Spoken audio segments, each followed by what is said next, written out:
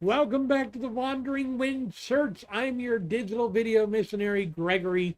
And before we begin, I want to remind you that if you have been helped by these videos, if you are being helped by this channel, I would appreciate it so much if you would support this channel by liking, sharing, subscribing, and then possibly clicking a link down below to be able to get yourself a book. And when you get yourself a book, I will gain a bit of that money without you ever spending a dime extra. Thank you so much, and let's start with the reading for today. Today is day 28, and our reading for today is titled Powerless Over Death. Our Bible reading for today is Ecclesiastes 7:1-4. Step 1. We admitted that we were powerless over our dependencies and that our lives had become unmanageable. From the moment of birth, we are all living under the sentence of death.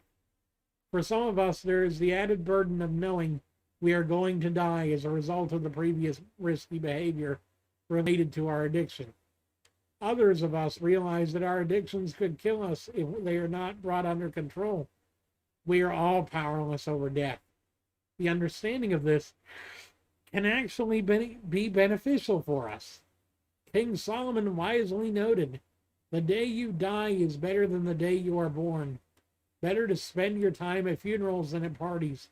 After all, everyone dies, so the living should take this to heart. Sorrow is better than laughter, for sadness has a refining influence on us. A wise person thinks a lot about death, while a fool thinks only about having a good time. None of us can hold back our spirit from departing. None of us has the power to prevent the day of our death. There is no escaping that obligation, that dark battle. Realizing that we are powerless over the inevitable approach of death should have a sobering effect on us all. Death has a way of revealing our powerlessness and uncovering hidden sorrow as nothing else can. Thinking about the end of life, however, should also help us realize how precious each day of life actually is. The sorrow of approaching death can help us by revealing what is really important in life and by strengthening our commitment to recovery. We all live under the sentence of death. Therefore, we should make the most of each and every day. You know, some might say, wow, this is a pretty depressing message. And yeah, it can be if you are looking at it that way. Yes, death is an inevitability, and death is a sad thing. We lose loved ones, we lose friends, we lose family, we lose pets, we lose everything eventually to death and decay. Even our plants die eventually. For some of us, they die sooner.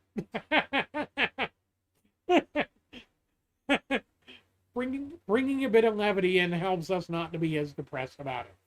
But still, death is an inevitable part of life, because without death, life could not exist, because there wouldn't be such a definition of life. If life were the only thing that existed, we would not know what to call it. We would just call it something else. We would call it is, or something, Because we have the contrast between death and life, we understand the finite nature of our lives and the finite nature of being here one moment, gone like in the next, like a fading flower, like a breeze on the wind. Our lives are very short. I remember Francis Chan, I think, or someone like him, brought like 100-foot rope onto the stage of his church one day and had a half-inch section of it painted in red paint. And he said, "Look at this 100-foot rope. Look at how long it is. And then look at this one section here. This red section here is your life. And then the rest of it, unpainted, is eternity in contrast." And yes, granted, that's still a very finite perspective, because even that is too small for what it is. But if you think about it like that, we worry so much about this little red section. And so and so then we forget about the whole rest of the rope. We forget about eternity because we're so focused on life. And especially if you're hoping for a retirement, it's even shorter because, you work, you work, you work, you work. You get to age 65, you get to retire. Most people live into their early to mid 90s. So at best, you've got anywhere from 30 to 35 years on average of actual life that you can actually use to enjoy life. I mean, as Solomon said, only a fool thinks about having a good time only. I mean, honestly, that's what I thought of most of the time. I'm like, yeah, I'm having a good time. It's all right. It's all right. It's okay. You don't need to worry about tomorrow. Tomorrow's not here yet. But when I really thought about, oh, well, I'm not going to be here forever, I should really start considering what I'm doing with my life and what I can do better with it. That's why I started this ministry, because I'm 31 now. I turned 31 this last week. In the last couple of weeks. And honestly, being 31 now, it's a trip. Honestly, it's a trip. I never thought I'd be this old, I thought I'd die young, honestly. I've been fat since I was about 12 years old. I didn't expect to make it to 31. But now that I have, and now that I've seen what I haven't done and what I could do instead, I'm living for the future, for my inevitable eternal future, rather than focusing on right here, right now, and saying, screw it, I'm just going to live life and be happy. There are people out there that have done that. There are people out there that are still in addiction, still living it up, and only thinking about today.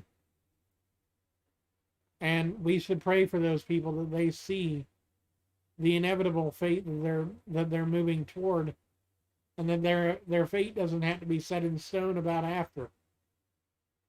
Because we can find hope and love and faith and all these things if we're just surrendered to God rather than ourselves. Remember, we do not recover by leaps and bounds, but by moment, step by step, day by day. We are on a journey, and the journey is the important part.